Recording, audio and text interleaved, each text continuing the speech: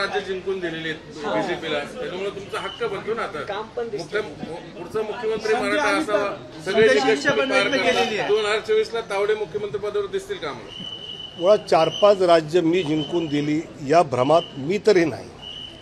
माननीय मोदीजी असतील, माननीय नड्डाजी असतील, अमितभाई आणि सगळ्यात अमितभाईंनी सांगितलं असं खालचा जो आमचा कार्यकर्ता आहे त्याने जे काम केलं आहे त्यातून हा विजय आहे. हा काही माझ्यासारखा कुठेतरी 3ऱ्या-4थ्या स्तरावर काम करणाऱ्या कार्यकर्त्याचा काही विजय नाही.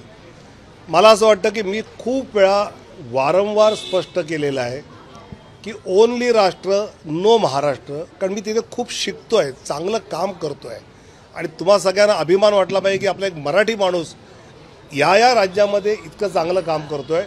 आणि त्यामुळे अशा मराठी माणसाला पाठिंबा द्याल, समर्थन कराल आणि त्याचा आत्मविश्वास वाढवाल अशी अपेक्षा करतो.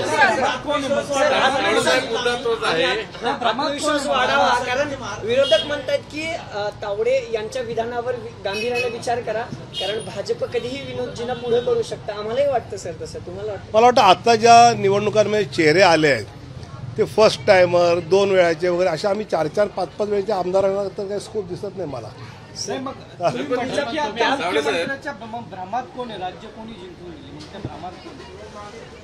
नाही, मी भ्रमात नाहीये, प्रश्न विचारणार आहे. सर तुम्ही ग्राउंडवर काम केले. आम्हाला म्हणाले की पंकजा मुंडेंना पत्रकारांनी त्यावेळेस प्रश्न विचारला, त्यावेळेस पंकजा मुंडे मुख्यमंत्री होणार का असं विचारलं. त्यावेळेस तुम्ही देखील असं म्हणला की माझ्याबद्दल असं का विचारत नाही, म्हणून तो प्रश्न आहे की तुम्ही मुख्यमंत्री होणार का. तुम्ही विचारला, मी सांगितलं ओनली राष्ट्र नो महाराष्ट्र.